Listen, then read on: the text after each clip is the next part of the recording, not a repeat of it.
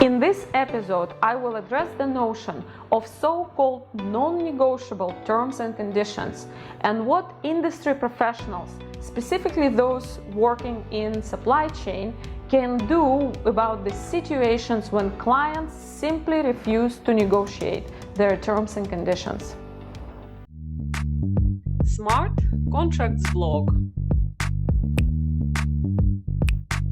The bright side of contracting in oil and gas. As you know, I train oil and gas professionals on various subjects of commercial contracting in oil and gas, and this is one of the most discouraging topics for everyone who I see in my class. They say whatever they do, clients just simply refuse to negotiate their terms and conditions. And the explanations are, we never negotiate, these are our standard terms and conditions, and all other suppliers have accepted those terms and conditions without any comments whatsoever. In this episode, I will not address the price and the scope and negotiating of other commercial parts of the contract. This is only about so-called legal part of the contract, the terms and conditions. In my career as a consultant and a trainer, I have met an overwhelming amount of industry professionals from legal and procurement teams who claim that they don't have to waste time on negotiating any terms and conditions because they can just insist on applying their own, and the contractors and suppliers will certainly agree to do so. I even heard once that if operators would negotiate every contract, that would make every contract a bespoke transaction and there should be one size fits all. Well, drilling the well is different from logging. Logging is different from performing wireline. Wireline is different from providing ESPs and completing the well. And all of this is completely different from supplying chairs to your well site. So yes, every contract must be bespoke and must wrap its terms and conditions around the specific scope, specific timelines, specific technical requirements. Obviously, if you have multiple very similar contracts with the same supplier or contractor over the period of time below a certain threshold or above a certain threshold, and very similar in their technical nature, then it's time for a legal and procurement team to think about master service agreement or master purchase agreement. And what I mean by that, a framework agreement that will contain one set of terms and conditions as umbrella covering all those multiple transactions. So what companies in supply chain can do where their clients simply refuse to negotiate terms and conditions? Well, there is only one step that I can cover in this episode. There will be more episodes and more steps and recommendations, but the only one I can start with is educate. Prepare yourself on specifics of what will go wrong if you agree to these terms and conditions for this specific scope, specifically when you see that a lot of those terms and conditions are absolutely not applicable to what you are going to do for this operator or major contractor. Your contracting practice has a lot of examples of what went wrong when those not applicable terms and conditions or not very suitable terms and conditions were accepted by your organization and the work has continued under those not applicable or not suitable terms and conditions.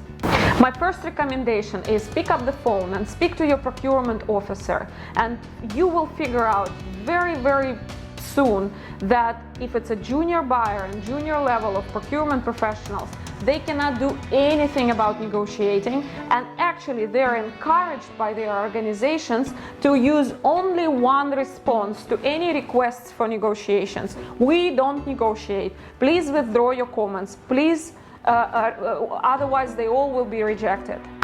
Very often, unfortunately, and I see that in the Middle East in particular, even very senior procurement professionals are completely discouraged to get involved into any discussions and any negotiations, even on commercial terms and conditions. They cannot get involved into negotiations and discussions and that is specifically prohibited by their legal teams. And sometimes your client will say, these are back-to-back terms, I've received those terms from my client, a major EPC project, and now you, a supplier of transformers, will get the same terms and conditions on a back-to-back basis. And very often clients say, please give us 5 to 10 concerns, no more, and others will certainly be rejected. How helpful is that if you negotiate a contract for provision and installation of completion equipment for 75 wells in Iraq, and the terms and conditions that were provided to you with ITT are standard oilfield services terms and conditions for the region, not country specific? Well, when you try to reach for a certain level of a procurement professional who will understand that this certain terms and conditions that they insist on are actually harmful to themselves, you will hit that sweet spot where you will be able to express your concerns and you will be heard. And now let me tell you what exactly you can tell them and how exactly I recommend this to be addressed. So we have to provide the information and the clear information to the client that something will definitely go wrong if you take those terms and conditions without any changes, any amendments, without any negotiating. So let's take an operator that decides to rent safety critical equipment from this specific supplier on a short-term basis, and they insist that their own terms and conditions will be applicable to this rental. This is the real situation which one of my esteemed clients is dealing with on day-to-day basis. The purchase order terms and conditions, and 99% will be purchase in terms and conditions, and they will be sent to a supplier of an equipment for rental, like BOP for rental. On a daily basis, this company, this contractor or supplier receives terms and conditions from their clients, which 99% are purchasing terms and conditions. And you know why? Simply because a lot of operating companies, a lot of client procurement organizations simply don't have rental terms and conditions. So let's look at the standard purchasing terms. These terms will say, we are purchasing this equipment, it must be new, it cannot be refurbished or repaired, and the warranty for this equipment will be 18 months. Well, the BOP is rented out for 3 months and it's not new, and that's what the client has accepted already with the technical portion of quotation that came from supplier early on. Will they ever be able to insist on the warranty, which is 18 months, and will they ever be insist on any other quality related provisions? Well, certainly not. This provision will be rendered not applicable to this contract, and there will be a difficulty in identifying what exactly warranty provision and what exactly quality provision there is in terms and conditions, apart from those that will have been provided with the quotation. These terms and conditions, this warranty provision in the purchasing terms, will also have a big conflict with what has been provided in the quotation, and this whole will create another mess in a day-to-day business of oil and gas companies. The other thing is re-export.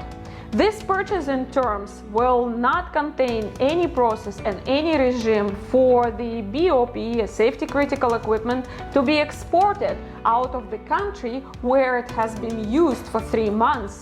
If there is no regime, no process in the terms and conditions, then this is a difficulty for the parties in identifying what kind of process they will use in the future. And the last point is insurances. The purchasing terms of the clients will say, well, all the equipment or all the tools and items that supplier provides must be covered by supplier's insurance. Well, in this case, the equipment is operated solely by people provided by the operator, and supplier never even goes to the operator side. So the only fair way to allocate the insurances is that the insurance of the operator should cover that equipment, and What are the chances of that happening if the mere terms and conditions that procurement professional insists that supplier accept never lead to that critical step in the contract administration, so nobody actually starts the process of making sure that operators' insurances do cover contractors' equipment? I hope these examples give you some inspiration in how can you address and how can you pay more attention to negotiating terms and conditions, even when the notion is we don't negotiate at all and you have to accept whatever we have given to you. Share your specific concerns in the comment section below and I will make sure that I address all of them. Don't forget to subscribe for the future episodes. We love contract and thank you very much.